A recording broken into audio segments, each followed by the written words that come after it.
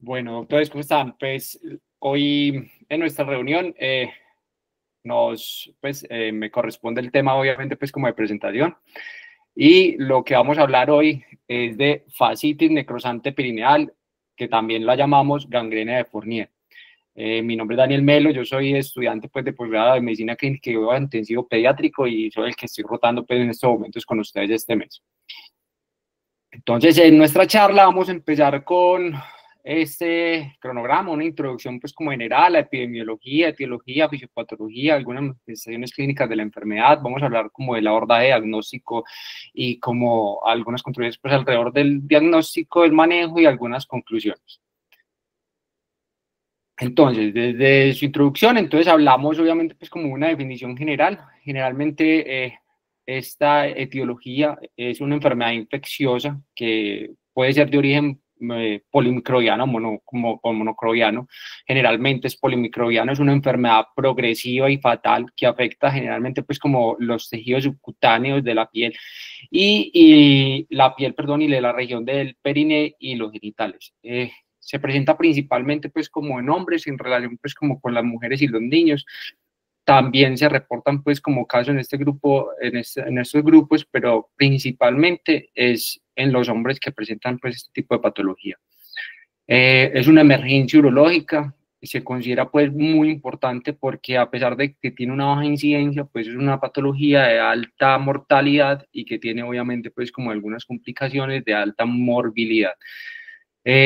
Fue escrita por primera vez pues, en el año de 1883 por Jean-Alfred Fournier, que era la foto pues, que les había puesto pues, como al inicio de la introducción, que era un dermatólogo francés que era experto en enfermedades venéreas y fue el que escribió pues, por primera vez pues, como la patología. Generalmente esta patología tiene que tener tres como pilares importantes que son como el inicio abrupto de la aparición,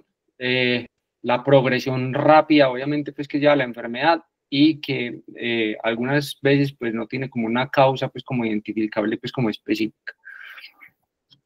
Desde el punto de vista epidemiológico, como les decía, es una patología poco frecuente que tiene una incidencia aproximadamente de 1.6 por cada 100.000 hombres. En la población pediátrica hablamos que tiene aproximadamente, pues como los últimos registros en la literatura, de 0.84 por cada 100.000 niños al año.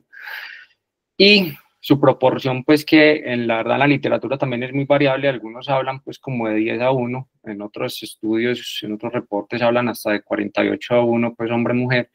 con una mortalidad que también es bien oscilante, pues también depende obviamente de donde lo veamos, pero generalmente oscila entre el 20 y el 43% en adultos y en niños puede llegar a alcanzar hasta el 14.3%. Tiene obviamente una implicación importante el retraso, pues como en el tratamiento y en el diagnóstico, ya que se asocia directamente con un aumento marcado de la mortalidad. Entonces de ahí pues como la importancia de tener claro pues cómo es el abordaje, el estudio y el manejo que se le debe hacer. Y el 72% de los pacientes pediátricos hospitalizados que presentan pues como la patología son de etiología pues como bacteriana, otro tipo de etiologías, pero principalmente bacteriana. Por ejemplo, en últimos estudios, por ejemplo, en Canadá había una incidencia pues alta también como su etiología pues específica que hablaban como de infecciones monocrobianas, se hablan específicamente mucho pues de agentes etiológicos como el estreptococo y cómo fue el impacto de los sistemas pues como de vacunación, obviamente pues como esto disminuyó la incidencia de la patología, pero aún así pues llegan a presentar una alta incidencia y no alta incidencia, perdón, una alta mortalidad en pacientes menores de 5 años, especialmente en los pacientes menores de 1 año, que son los que mayor pues complicaciones tienen o los que tienden pues como a tener mayor mortalidad. Puede representar aproximadamente en Estados Unidos se habla que representan aproximadamente el 6% pues como de las hospitalizaciones, también presentando pues como una alta mortalidad en este tipo de países pues que son países de altos ingresos. Hay unos factores predisponentes específicos, pues entre la población pediátrica y la población adulta se comparten pues como muchos de estos factores predisponentes. las etiologías pues generalmente agudas en los niños se reconocen como los traumas, por ejemplo, mordeduras, circuncisiones, parafirmosis, herniorragias, pues cualquier tipo de complicación obviamente que comprometa pues como esas estructuras de la piel, las infecciones locales, sistémicas, por ejemplo, las dermatitis, pues que son como tan comunes en esa área del pañal, la varicela, las infecciones pues perianorrectales, anomalías estructurales desde el punto de vista geniturinario, periureteral, de la orina, que, pues, que pueden generar obviamente pues este tipo de complicaciones. Una población especial, obviamente, que es donde presenta también una alta incidencia, que son los pacientes que presentan inmunodeficiencias, inmunocompetencia, que en estos, pues, básicamente hablamos mucho de esa población oncológica. También, obviamente, factores propios de virulencia de algunos tipos de bacterias que tienden, obviamente, pues, como a presentar ese tipo de complicaciones. Y en la población adulta, pues, principalmente también esos pacientes inmunocomprometidos y haciendo, pues, como un énfasis especial, que es donde más incidencia se ve, que son los pacientes que tienen diabetes mellitus, que es donde más frecuentemente se ve este tipo de complicaciones. Aparte, obviamente, pues, como de las complicaciones de malnutrición, neoplasia, alcoholismo, uso de inmunosupresores en ellos y psicosis.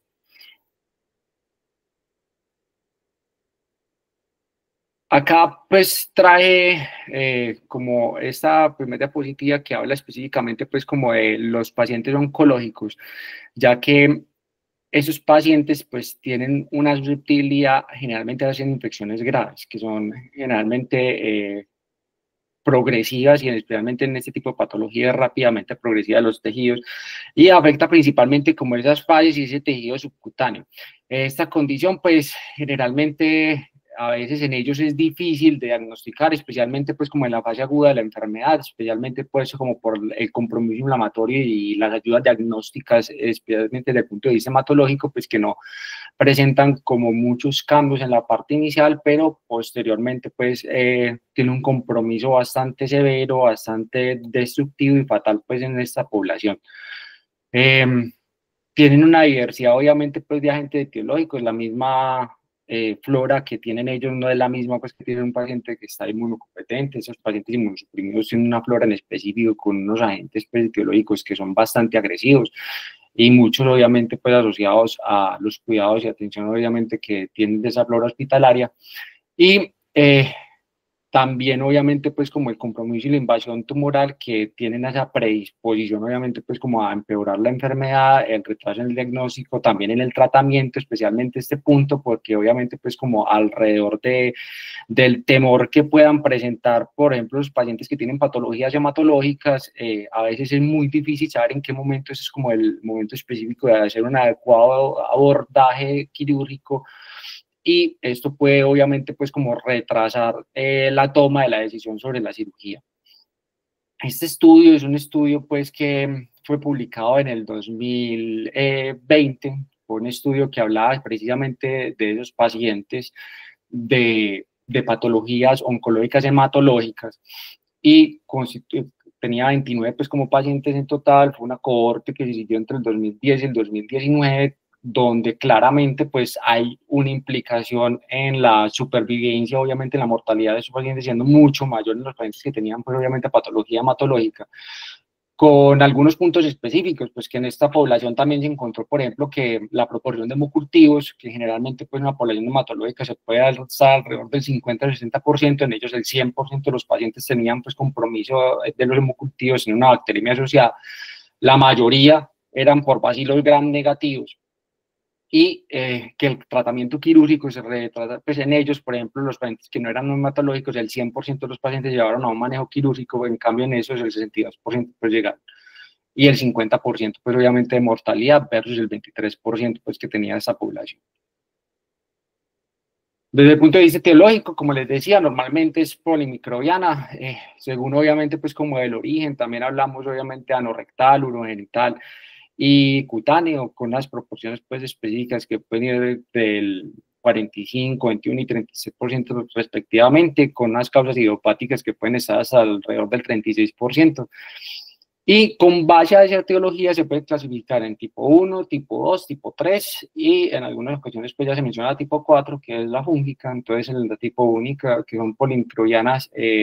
que hablamos generalmente, que son infecciones en pacientes inmunocomprometidos, algunas bacterias pues, específicas, que son, por ejemplo, los clostridioides, los bacterioides, esos pacientes, esas agentes etiológicos, pues como anaerobios aislados en esa flora antimicrobiana y algunos aerobios, pues principalmente como la E. coli. Y en la tipo 2, que hablamos específicamente, pues como eran monomicrobianas, que aquí tenemos básicamente el estreptococo. Y es el estreptococo, pues, del grupo A. También tenemos las tipo 3, que básicamente son de bacilos negativos y algunas pues como que son asociadas pues como a etiología de flora marina, que es la que refieren ellos pues en la clasificación, que es infecciones por vibrio o aeromonas en pacientes pues como expuestas a esa agua salada. Y como les decía, hay una cuarta pues que hace mención específica, que son las fúngicas, como aparte pues como del resto de la patología. Desde el punto de vista fisiopatológico, pues generalmente, pues, esta patología tiene una actividad genérica, obviamente, pues, como entre esos grupos de bacterias, que esa parte, pues, como de las bacterias aerobias, anaerobias, hacen como una sinergia entre ellas para producir, pues, como ese crecimiento bacteriano, esa propagación alrededor, pues, como de la infección. Va a haber un acúmulo, pues, como de gas en esos tejidos blandos que va a ser básicamente como un subproducto de ese metabolismo, pues, como aeróbico, y va a estar compuesto principalmente pues como de hidrógeno, sulfuro, óxido nitrógeno, pues que hace parte pues como del metabolismo anaerobio que hay, y vamos a tener pues como unas causas subyacentes que suelen pues como identificarse, que puede ser pues como esa infección local, que posteriormente pues como que va a tener unos puntos pues como de entrada, como los mencionamos anteriormente, que pueden ser pues como anorrectales, endocrinarios o traumas o ahí mismo sobre la parte cutánea. Y esto va a tener como una rápida progresión y va a depender también mucho como de la misma respuesta que tiene pues como el huésped desde el punto de vista inmunológico. Entonces va a estar la inflamación, el edema pues como local de los tejidos alrededor, va a haber pues como una infección pues como supurativa específica, que posteriormente se puede convertir pues como en una arteritis obliterante, descompromisos pues obviamente de las arterias cutáneas y subcutáneas, y va a estar seguido de un proceso de necrosis y gangrena de esos tejidos y de la piel, obviamente, pues como superior. También va a tender pues como a propagarse a esos planos ya más profundos, y la extensión y la gravedad obviamente pues como de la necrosis ya en las fases y los tejidos no se puede pues como predecir claramente. A veces no es confiable obviamente como determinar obviamente como la extensión en este punto, y generalmente cuando ya está en este punto se habla incluso de una tasa de necrosis sobre la fascia que va aproximadamente de 2 a 3 centímetros aproximadamente pues como por hora. Por ejemplo, aquí en estas gráficas vemos pues cómo es como esa fase de reparación y de supervivencia, obviamente pues que hay como en los tejidos y en el huésped. Entonces vemos que en la parte A pues tenemos como una, tras la infección y la destrucción pues como tisular inicial alrededor de esa infección y esa respuesta inicial, el cuerpo activa con unos mecanismos de supervivencia, que la idea es obviamente pues como detener el sangrado o el agente etiológico obviamente pues que está causando el daño.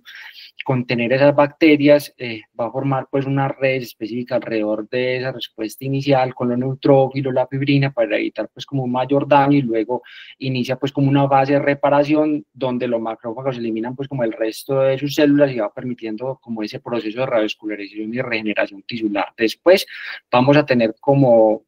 por ejemplo, en la figura B, esa parte pues como exagerada de esa respuesta, que es la que se produce básicamente en la fascitis necrotizante. Acá la infección es rápida, destructiva, tiene esa fase de supervivencia obviamente activa ya en demasiado exceso, y esto va a provocar pues unas respuestas específicas en el cuerpo, que puede ser coagulopatías, una respuesta pues inflamatoria sistémica, y van a haber riesgos, por ejemplo, de trombosis, síndrome de dificultad respiratoria,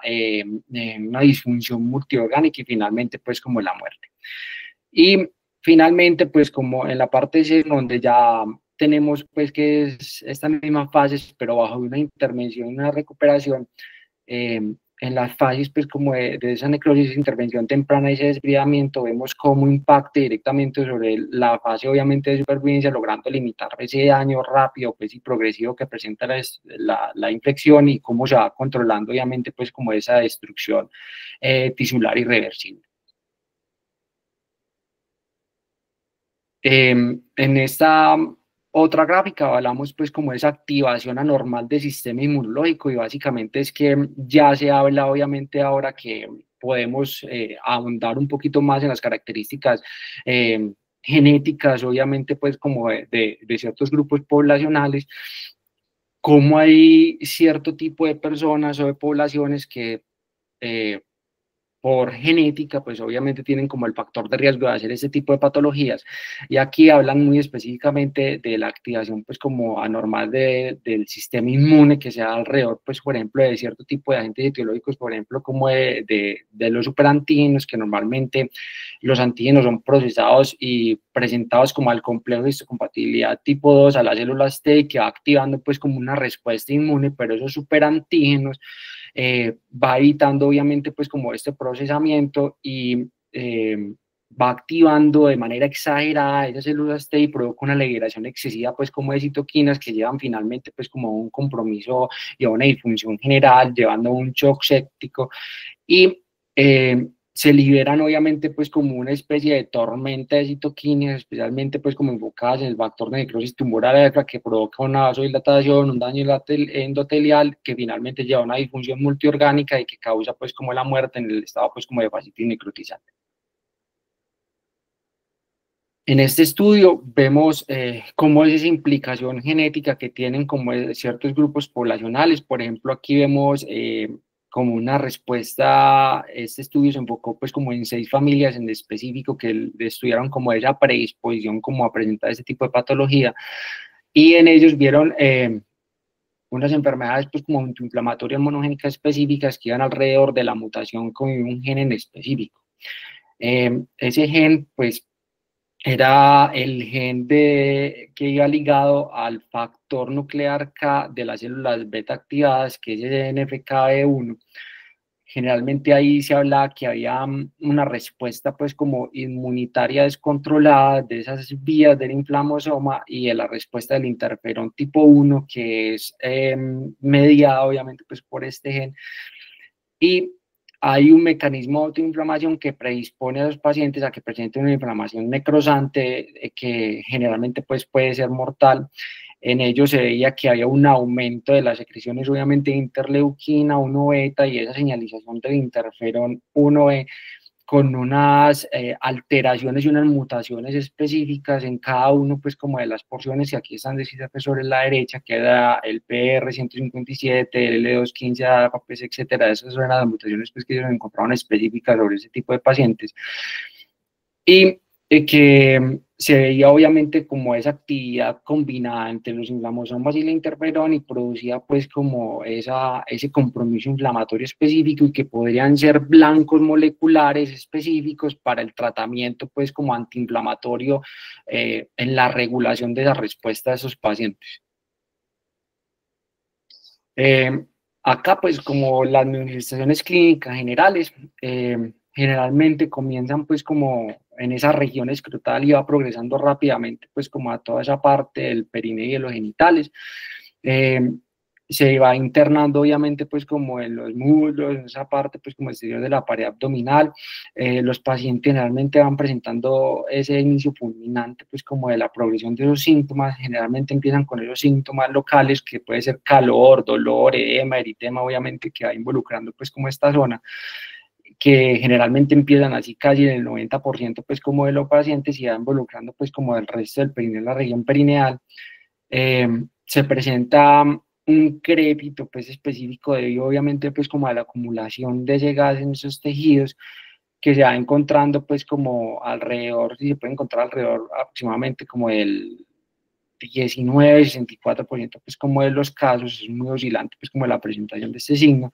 y a medida que va avanzando esa enfermedad, pues ya va presentando obviamente una necrosis de esos tejidos, unos signos sistémicos que van siendo pues como evidentes, ya como por ejemplo la fiebre, la taquipnea, la taquicardia, pues parte de esa respuesta inflamatoria. Y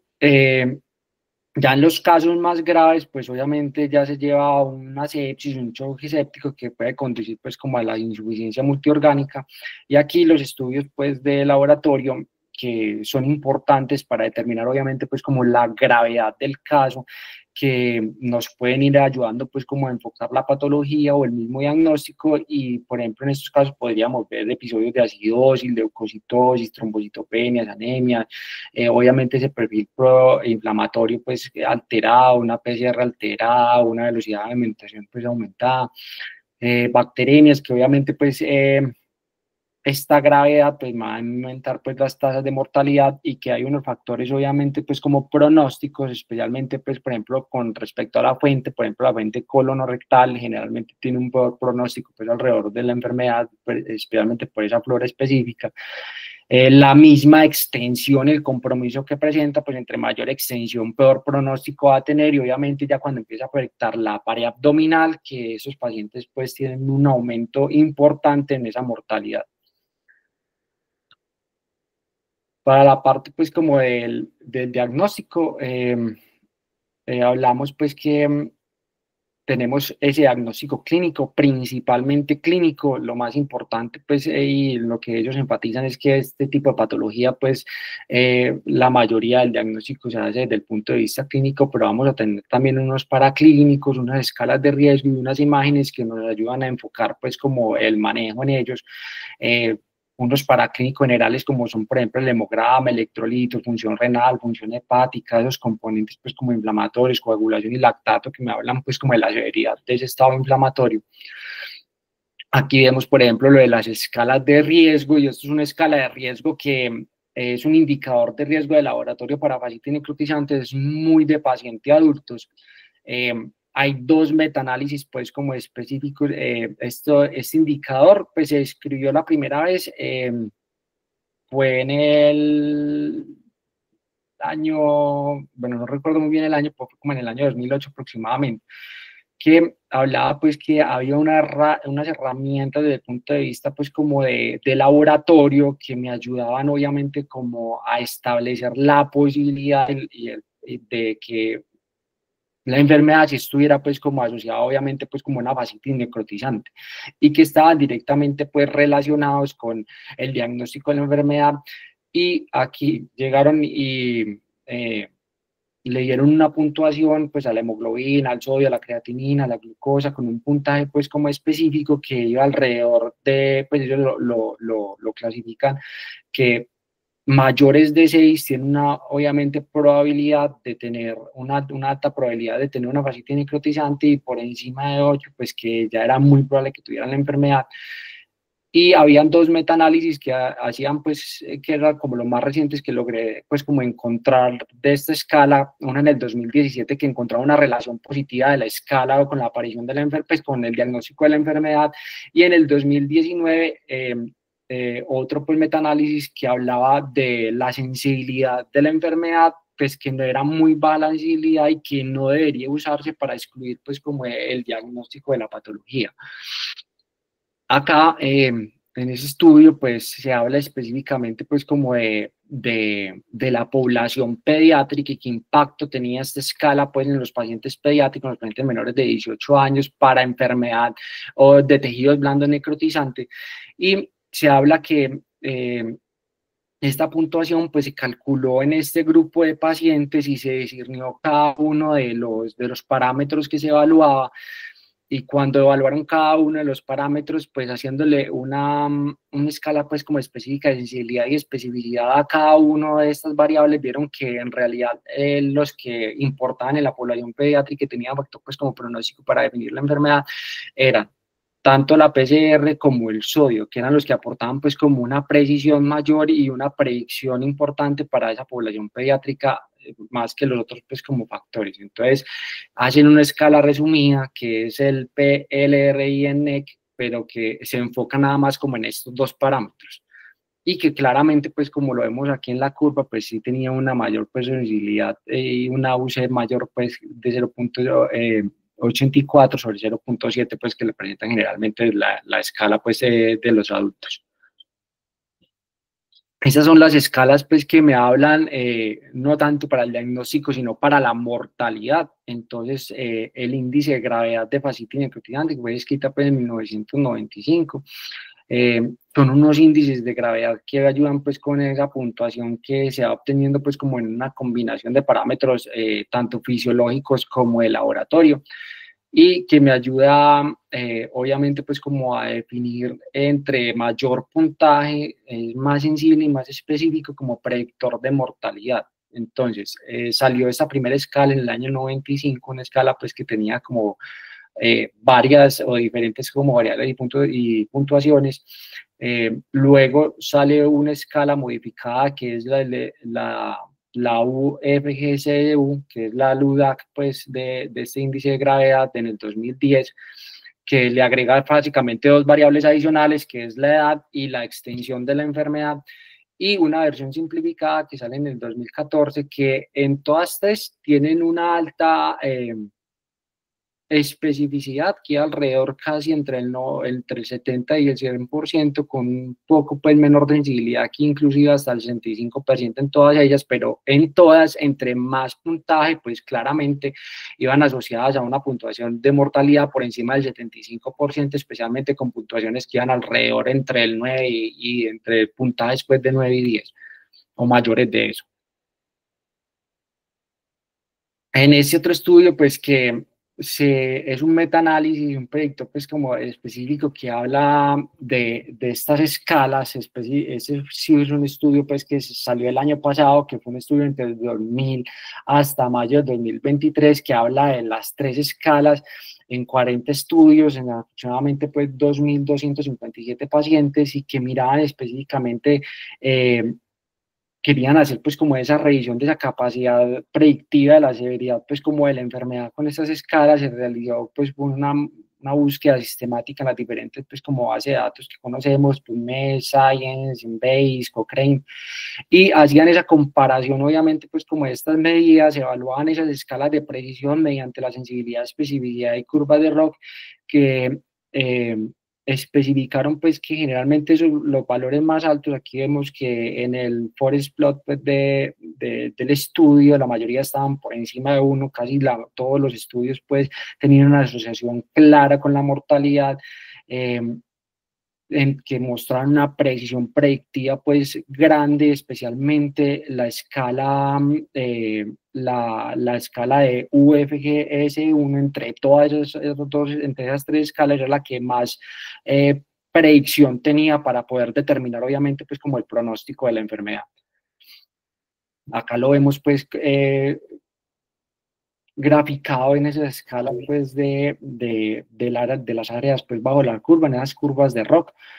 y vemos como la de UFG era la que tenía pues como mayor predicción.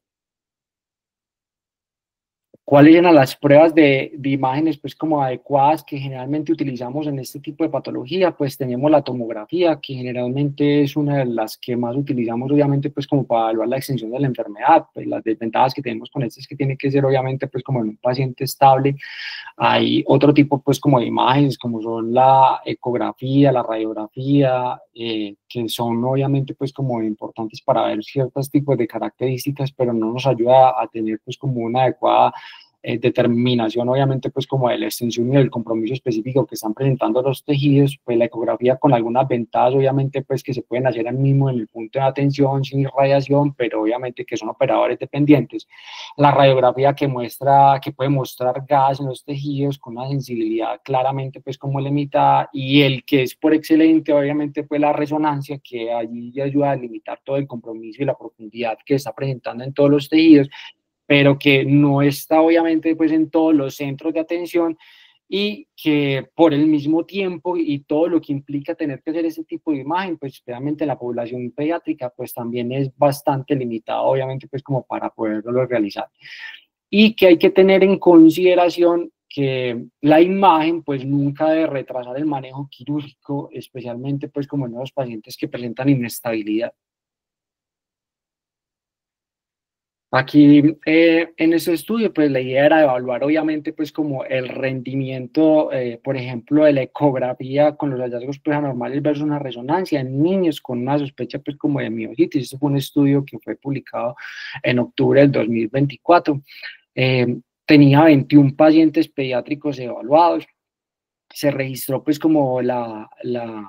presencia o ausencia, obviamente, pues como de intensidad de la señal T2 que iba específicamente pues como al compromiso de la grasa subcutánea, la fascia profunda periférica, la fascia intermuscular y el músculo, y se evaluó la extensión por enfermedad, por ecografía, considerando ves como estas estructuras, y se analizó obviamente pues como el lumen vascular del mismo compromiso pues a nivel muscular, y se comparaban esos hallazgos entre los pacientes con y sin fascitis necrotizante,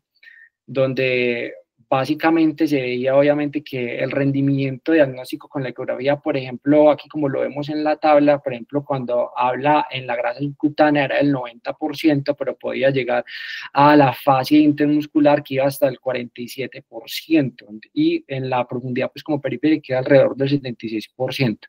Entonces, claramente, pues en cierto tipo pues como de estructura no tiene una buena, no tiene una buena especificidad pues, o sensibilidad sobre el determinar la extensión, y que la ecografía, pues a pesar de que puede ser confiable, pues como en este tipo de hallazgos, el diagnóstico obviamente pues como sobre fascitis permite una intervención quirúrgica temprana, pero no va a ayudarnos a determinar pues como hasta qué nivel voy a terminar yo definiendo ese manejo quirúrgico. Este otro estudio que me hablaba como el diagnóstico pues, de la resonancia y la tomografía para fascitis necrotizante en tejidos blandos, que fue una revisión sistemática. Ese estudio se publicó en el 2021. Me hablaba pues de esos resultados pues como que se incluían fueron 6 estudios que se incluyeron pues acá, que hablaban específicamente pues como de esos resultados de la resonancia y sobre la tomografía, que miraban pues como se incluían pues como los múltiples criterios diagnósticos y la sensibilidad y la especificidad sobre cada uno de estos dos métodos, que iban oscilando con algunos signos pues que iban entre el 0 y el 100% pues como de presencia, con esa hiperintensidad nuevamente sobre T2, que hablaba sobre la fascia profunda, el criterio pues como diagnóstico de la resonancia en esos estudios y en cuántos de ellos se presentó, que arrojaba unas, aquí como lo vemos en la tabla, arroja una sensibilidad pues como combinada que iba alrededor del 86% y una especificidad que alrededor del 65%, por ejemplo, con la presencia de gas, que fue como el criterio diagnóstico, pues, por ejemplo, en tomografía,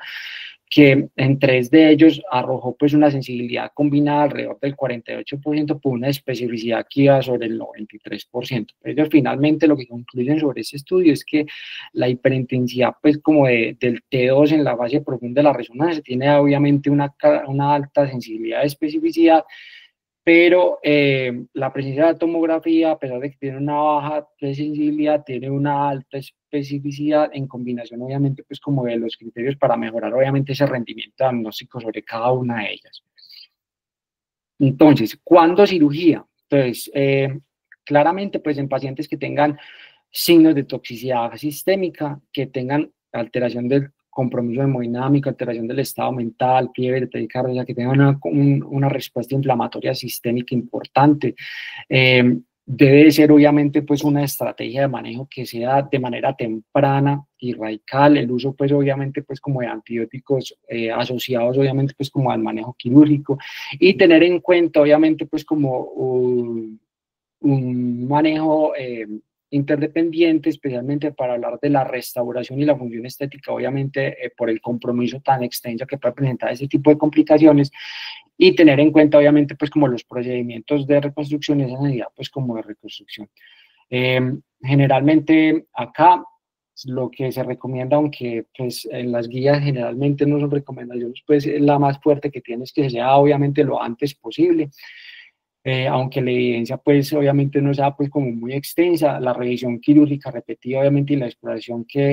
la idea es pues que bajo ciertas condiciones ciertos pacientes tienen como una recomendación débil, pero también se considera obviamente pues como dentro de las guías, y la revisión quirúrgica sería hasta que el paciente obviamente quede totalmente libre de tejido necrótico, que igualmente es una recomendación pues como débil. Entonces que la evidencia pues tampoco apoya mucho pues esta recomendación, es más que todo pues como asociada como a bases de experiencia desde el punto de vista pues como epidemiológico. Con respecto al abordaje quirúrgico, entonces en pacientes obviamente pues se sugiere eliminar todo ese tejido necrótico. Se sugiere un abordaje pues como multidisciplinario, que sea personalizado según obviamente pues como el grado de afección perineal que presente el paciente. Especialmente tener en cuenta obviamente pues como ese grado de contaminación fecal y el posible pues como daño que uno pueda generar, especialmente sobre estructuras tan importantes como el esfínter y la parte uretral. Y se sugiere generalmente pues en algunos pacientes realizar orquiectomía y una cirugía genital solo si es estrictamente necesario, y posiblemente pues como con base al manejo pues como conjunto que se haga con urología.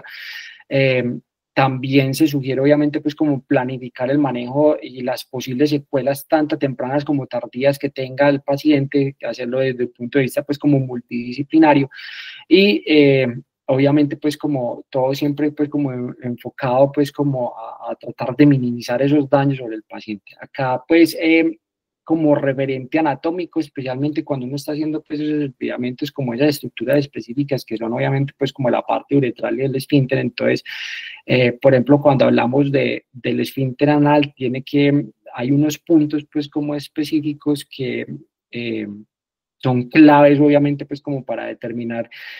hasta qué punto puede verse obviamente pues como afectado, especialmente pues por ejemplo en el espacio perineal y la fosa pues isquiorrectal, que en esa parte pues puede haber extensión desde la piel del tejido celular subcutáneo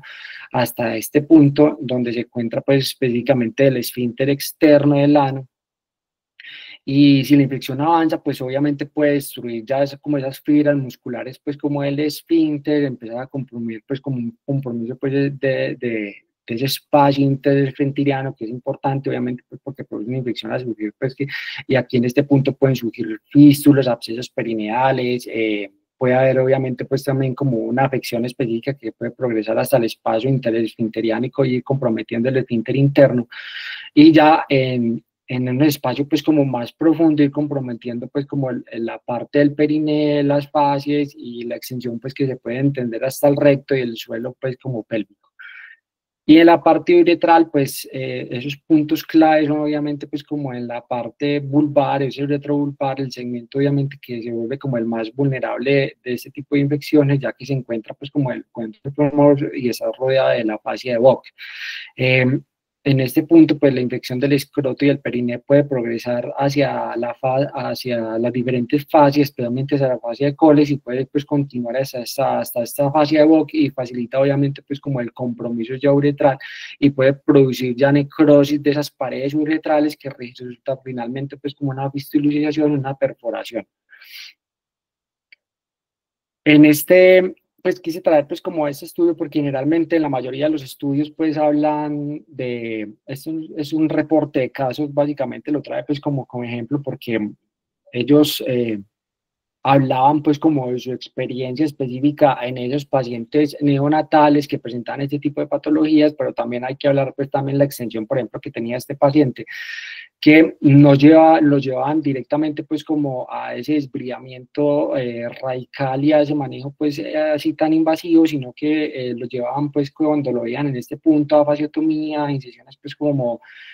por drenajes, y generalmente pues fue presentando una buena progresión pues como en el postoperatorio, y aquí se vio pues como la evolución desde el punto de vista pues como inicial cuando hicieron el diagnóstico en su postoperatorio y al año de haber presentado pues como el episodio, como quedó pues haciendo pues como un poco de manejo más conservador. Obviamente esto es un reporte de caso y la evidencia generalmente pues no apoya este tipo pues como de manejo sobre ese tipo de patología. Otras terapias pues como complementarias, entonces aquí tenemos el manejo antibiótico, generalmente pues obviamente para ir enfocado a esos pacientes, a esas etiologías pues de esa flora anaerobia aerobia, pues manejo de antibióticos de amplio espectro, estables o inestables, generalmente pacientes estables, penicilina, minoglucosida, metronidazol como una primera línea, o piperacina, tazobactam, más clindamicina como aerobicida, o para controlar obviamente pues como esa parte de esa activación pues, etiológica que presenta. Eh, en los pacientes inestables que se recomienda piperacina, tazobactam, meropenem, imipenem, más, o sea, piperacina, tazobactam, o mero o imi, más vancomicina o linezolid, pues que son como las recomendaciones generales pues, que presentan. Otras terapias, la terapia con presión negativa. Aló. Se elimina, pues generalmente pues ayuda como a aproximar ese cierre de la herida, elimina el exudado del material pues como infeccioso, ayuda pues como a la reducción del edema y favorece pues como la perfusión y favorece la formación de tejido de granulación. Eso es una estrategia que está evidenciada como es como en diferentes manejos de diferentes heridas quirúrgicas. Con respecto a la fascitis necrotizante fue un poco pues como más ambigua la evidencia. Aquí traigo pues como ese estudio donde generalmente evaluaban ese efecto pues del cierre generalmente con el BAC. Eh, lo que concluyeron en este estudio, básicamente para resumir, es que el BAC es eficaz, pero no suele ser pues como superior, por ejemplo, a los apósitos convencionales, se reduce la frecuencia de los cambios, los apósitos y el dolor, pero requiere más procedimientos quirúrgicos, por ejemplo, con respecto a la anestesia. Y hay un estudio que también fue un estudio un poco más reciente, que fue publicado en el 2021, pero ese fue un estudio retrospectivo que hablaba específicamente del uso del BAC. En ellos sí habla obviamente una reducción importante del tiempo hospitalario, incluía 89 pacientes pues, específicos, fue publicado en Barcelona, pero ese es el punto. Entonces, en toda la evidencia que hay, pues obviamente el BAC tiene una evidencia desde el punto de vista de experiencia y algunos estudios que puede ser favorable su uso, pero hay otros pues que en realidad no encuentran como mucha diferencia. La oxigenación hiperbárica también rápido, pues aquí no vamos a ahondar mucho, no contamos pues como mucho con ellos, pero también es una terapia pues como estándar que debemos tener pues como en cuenta. Eh, Tiene algunas ventajas, obviamente, especialmente sobre los procesos de cicatrización y el manejo, obviamente, pues como del proceso inflamatorio, ayuda a reducir esa presión de oxígeno alta, ayuda a reducir como la isquemia, la estimulación inflamatoria, ayuda favoreciendo ese reclutamiento, obviamente, pues como eso, de las células inflamatorias, ayudando obviamente a controlar el foco infeccioso y también como agente sinérgico al manejo antibiótico, obviamente, y quirúrgico. La evidencia tampoco la apoya mucho, especialmente pues como en ese tipo de fascitis necrotizante, pero hay otras patologías pues que sí la apoyan. Y finalmente pues como las conclusiones es que la gangrena de Fournier es una infección pues de baja incidencia, pero de alta mortalidad, que el diagnóstico generalmente debe ser precoz y una intervención agresiva, que es esencial obviamente y tiene un impacto directo sobre la supervivencia. Las escalas de riesgo que pueden ayudar con ese abordaje diagnóstico y pronóstico de la enfermedad. Sin embargo, en la población pediátrica faltan estudios para obviamente pues como poderla apoyar. La recuperación, que depende obviamente como de ese abordaje integral entre cirujanos, intensivistas, infectólogos, plásticos, toda la parte nutricional, que ayude obviamente pues como a la recuperación del compromiso pues tan extenso que presentan, el monitoreo continuo y la identificación pues como temprana de las complicaciones. Y finalmente que las terapias complementarias podrían ser útiles, especialmente pues como en la población pediátrica, pero que falta obviamente pues como evidencia y especialmente unos estudios epidemiológicos como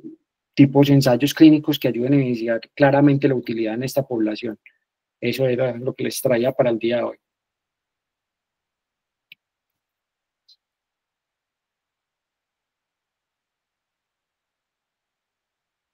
Hola.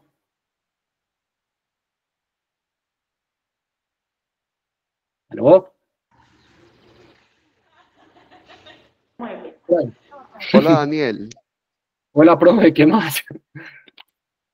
¿cómo estás? Bueno, muy buenos días. Bueno, Perdón, Daniel, profe, estaba escuchando. este tema es complejo, o No, sea, no es fácil enfocarlo todo a la vez.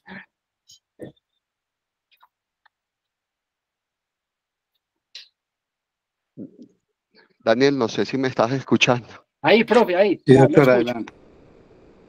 Bueno, Daniel, muchas gracias por la revisión. Me parece que hiciste una revisión completa, unos buenos aportes bibliográficos. Como bien lo mencionaste, la gangrena de Fournier no es tan frecuente en la población pediátrica, pero ahorita con todas estas nuevas terapias oncológicas, inmunosupresoras, que comienzan muchas veces incluso con enfermedad perianal, hemos tenido, digamos que un aumento de la incidencia, pero sigue siendo baja. Entonces yo añadiría, además de toda la fisiopatología que mencionaste, el tema de los pacientes inmunosuprimidos oncológicos, que lógicamente al tener una enfermedad perianal que comienza con mucositis, úlceras, fisuras, también es una causa de gangrena de Fournier en un paciente que está inmunosuprimido. La experiencia nos ha demostrado que cuando de verdad, ya está instaurada una gangrena de Fournier, toca hacer resecciones faciales y subcutáneas, por decirlo de alguna forma, de tejido muy agresivas, porque normalmente la enfermedad, como es subfacial, hace trombos sépticos que muchas veces van mucho más adelante en extensión que lo que se ve en la piel. Entonces a veces la piel puede no tener cambios inflamatorios visibles, pero subfacialmente hablando va mucho más avanzada. Lógicamente a uno como cirujano le preocupa mucho después el cubrimiento, pero digamos que en la fase hiperaguda está primero la vida del paciente y ya después en compañía de cirujanos plásticos o de cirugía reconstructiva, ya se pensará en el cubrimiento. A veces incluso esas gangrenas se pueden extender a la parte baja del abdomen, podemos tener exposición también de testículos, de cuerpos cavernosos, como lo mostraste en alguna de las imágenes. Entonces realmente se termina convirtiendo en todo un reto para nosotros realmente como cirujanos en este tipo de entidad. Yo te quería preguntar primero, ¿piensas o en tu opinión después de la revisión, qué método de imagen recomendarías como para poder evaluar prequirúrgicamente el compromiso subfacial de la extensión para tener pues una visión prequirúrgica antes de llevar a cirugía? ¿Qué tan agresivo debe ser? Pues no, si tenemos el paciente estable, para poder evaluar adecuadamente la extensión, especialmente en un hospital de cuarto nivel, que es donde yo voy a tener generalmente este tipo de pacientes, yo le haría resonancia. En el peor de los casos, una tomografía pues que es un poco más rápida, pero idealmente pues lo que se ve en la evidencia es que la resonancia obviamente tiene una superioridad grande, obviamente especialmente la limitación de la extensión. Obviamente, pues lo que les decía, eso depende mucho pues como del recurso que uno cuente, pues si uno tiene un sitio donde se le pueda dar una adecuada sedación al paciente, el paciente es estable, bien monitoreado y tenga yo obviamente un equipo experto que pueda hacer la imagen, yo le hago la resonancia. Como opción 2, tomografía, y no teniendo nada más, le haría la ecografía y como vemos, pues lo menos útiles son los rayos X. Bueno, y la segunda pregunta que te iba a hacer, ya para terminar, ¿en qué pacientes encontraste en tu revisión bibliográfica y en qué momento recomendarías hacer una colostomía para evitar la contaminación fecal del perineo y del área genital? No, perdón, eso se me olvidó mencionarlo. Ellos hablan de unas medidas que uno obviamente haga como un aislamiento transitorio de obviamente exposición, donde se pueden colocar pues como una especie de sondas y uno poder hacer como ese aislamiento rectal y uretral de manera temporal, pero depende mucho como de la extensión y la profundidad que yo tenga como de la infección. Si ya me empieza a comprometer pues el esfínter o ya las capas más profundas, ellos sí recomiendan, o la parte pues como bamba de la pared abdominal, ellos sí recomiendan hacer la colostomía.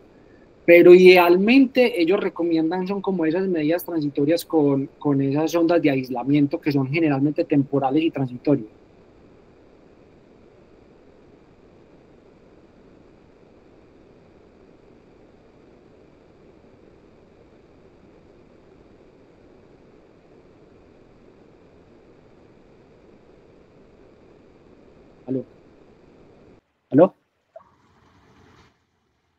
¿El doctor va a comentar algo más, el doctor Chams?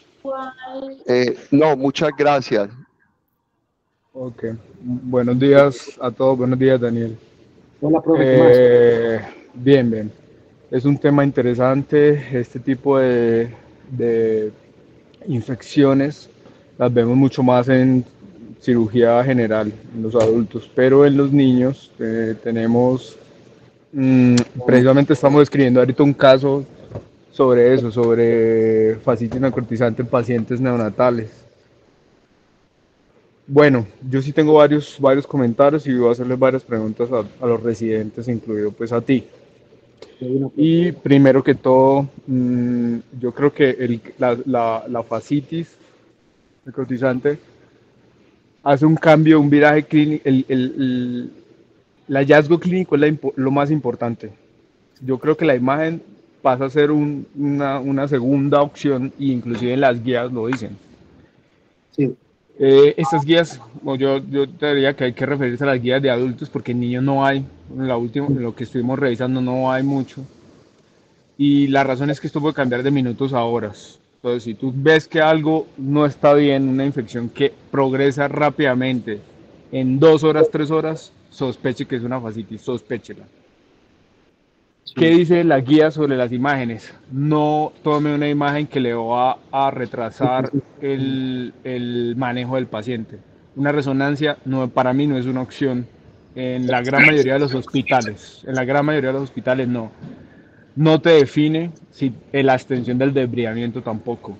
Porque la extensión, ahorita en la siguiente pregunta les voy a preguntar eso. Una tomografía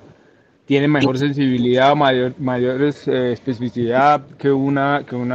radiografía posiblemente. La resonancia, la tomografía no están tan rápido o no se pueden realizar tan rápido. Generalmente estos pacientes usted no los ve, casi siempre son pacientes que ya cuando usted los está viendo, le están preguntando al cirujano, es porque están inestables. Y posiblemente hacerle o esperar una tomografía que el paciente se estabilice o esperar a una resonancia que el paciente se estabilice es de perder tiempo con el paciente. Entonces ahí viene la recomendación es que si usted, bueno, quiere hacerle una imagen porque usted quiere diferenciar entre una celulitis y una fascitis, usted lo que debe pedir es una ecografía. La ecografía lo que te va a decir no es la extensión, te va a decir esto es una celulitis, esto es una fascitis, o sea, vegas y adentro llévelo a cirugía, porque ese paciente lo que requiere es un procedimiento rápido. Otra cosa en la cual no estoy como muy de acuerdo, no me quedó como muy claro, por eso quería entonces preguntarte si no sabes la respuesta de Karen o Carolina. Usted en intraoperatorio, ¿cómo define cuál es la extensión de la cirugía? ¿Cuál es la extensión? ¿Hasta qué punto debes detenerte o qué punto debe tener la disección de la fascitis? Porque la imagen no alcanza a ver todo. Y la recomendación, ¿cuál sería? ¿Hasta qué punto? En contraste. Pues no, un punto específico que me lo defina obviamente pues como el procedimiento quirúrgico, no, me aventuraría a decir que de pronto obviamente pues como por la vitalidad del tejido, el engrosamiento y compromiso inflamatorio pues como local que presente hasta ese punto. Realmente pues como de la parte pues como de friabilidad y vitalidad. Pero la verdad... Va por ahí, sí, va por ahí, pero tiene un nombre específico, la maniobra. Karen, que está escribiendo el artículo, o la doctora Carolina.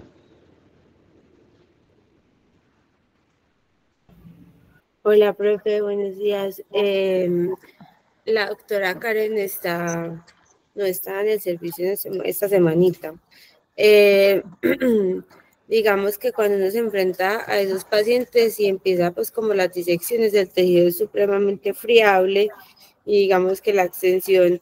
la va a marcar como esa calidad de los tejidos y ya cuando uno empieza a visualizar que no se desprende tan fácil, que empieza como con sangrado, porque como lo explicaba el doctor, ellos hacen como una trombosis pues como de los vasos, entonces ya cuando empieza pues como ese momento es que uno puede pues como parar la disección. Sí, en la literatura se habla del finger test, que es usted mete el dedo y hasta donde se detiene la disección hace que muchas veces el tejido donde va a estar muy posiblemente vital y donde uno va a tener la disección debería ser ahí. Y yo les diría que no hay que tenerle miedo a la disección amplia, al desbriamiento amplio. Cirugía plástica, ellos son unos magos para eso. O sea, nos ayudan en los cubrimientos y eso. Y creo que no hacer desviamientos en el cual no se extienda todo el tejido solamente por el miedo de que el paciente pueda quedar con una deformidad o pueda quedar con algo estético. En un principio a uno le parece muy difícil eso, pero en realidad es lo que le puede salvar la vida al paciente, lo puede disminuir la posibilidad de nuevos procedimientos y de desviamientos más amplios cada vez. Entonces, Carolina, ¿en qué momento utilizarías el BAC en los pacientes con fascitis necrotizante? Profe, yo lo usaría en un momento más subagudo, cuando yo creo que hay una estabilización de esa parte, como de que esté progresando, porque yo considero que en las primeras intervenciones, como usted ahorita decía, son pacientes que progresan muy rápido, entonces a veces uno los lleva a una primera intervención y puede progresar rápidamente y seguir progresando, y si yo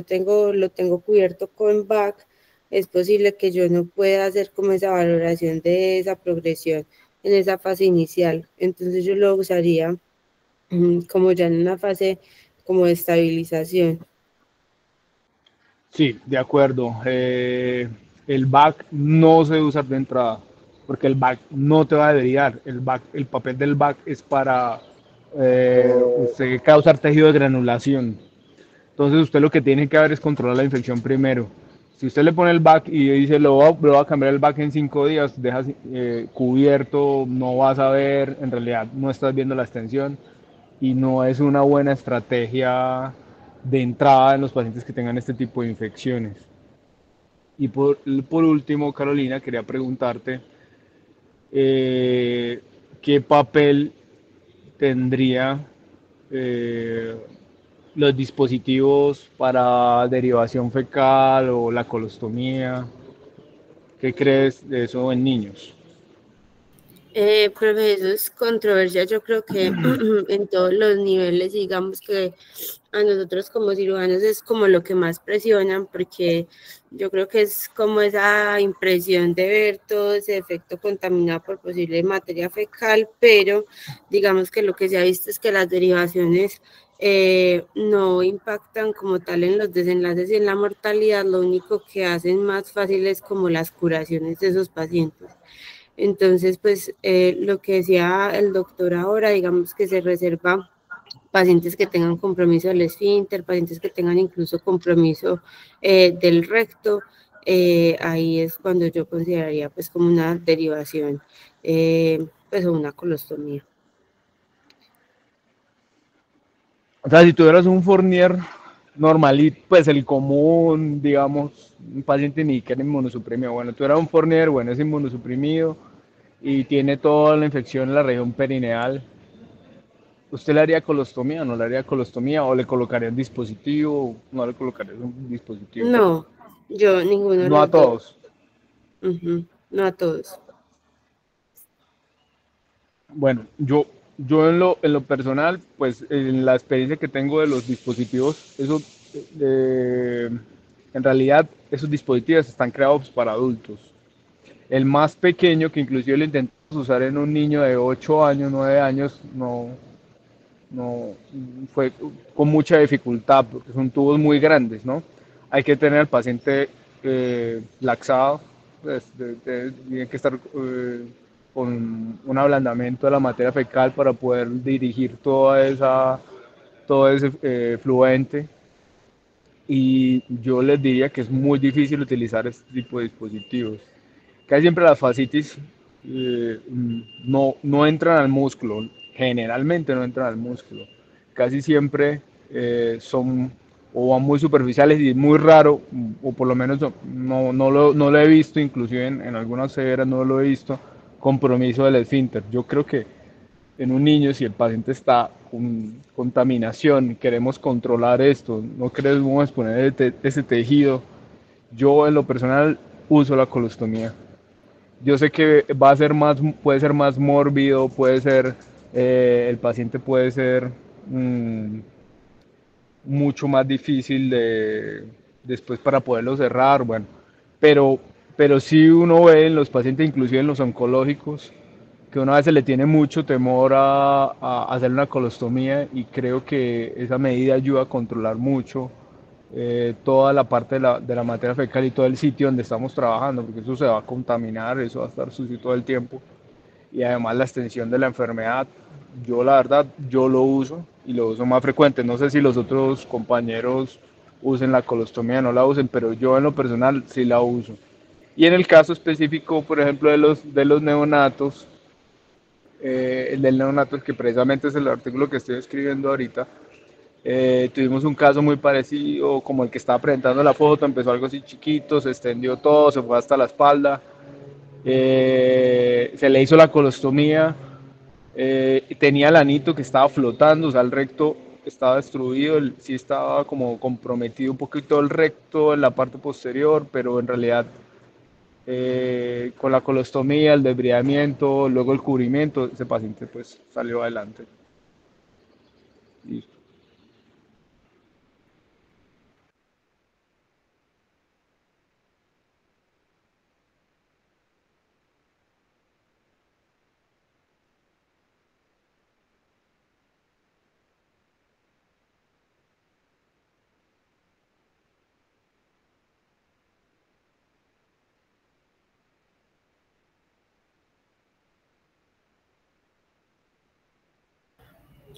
Profe Chams, ¿va a hacer algún otro comentario? Bueno, mientras algún otro compañero participa, yo quería decir que estoy de acuerdo. Yo también prefiero hacer colostomías y mucho más en un Fournier. Y también lo mismo, yo estoy de acuerdo, no hay que tenerle miedo a disecciones importantes ni hacer una colostomía porque son medidas salvadoras y es tiempo sensible esta patología. También me parece muy importante hacer una evaluación precisa intraoperatoria. A veces eh, hay que tomar biopsias porque a veces vemos que el tratamiento no mejora. De hecho, hacer cultivos en cada una de las intervenciones nos ayuda a veces a identificar microorganismos, pero a veces no se identifican. A veces incluso la isquemia y la necrosis es tan grande que no se logra aislar gérmenes y tenemos que dar esos tratamientos de amplísimo espectro. De hecho, hemos tenido casos de Fournier incluso que se extienden hasta el tórax y son realmente tremendos en estos casos. Yo le quería preguntar al resto de los compañeros cirujanos o a Carolina también que nos está acompañando. Uno de los retos siempre ha sido el tema después cubrir los testículos porque quedan los testículos sin ninguna de las 7 capas, queda la albuginia expuesta. ¿Qué tratamiento específico en un Fournier en la fase hiperaguda recomiendan ustedes dejarlos expuestos, hacerles algún tipo de cubrimiento especial diferente? Y ya después en la parte reconstructiva, si han tenido experiencia reconstruyendo escrotos para poderlos pues ya cubrir.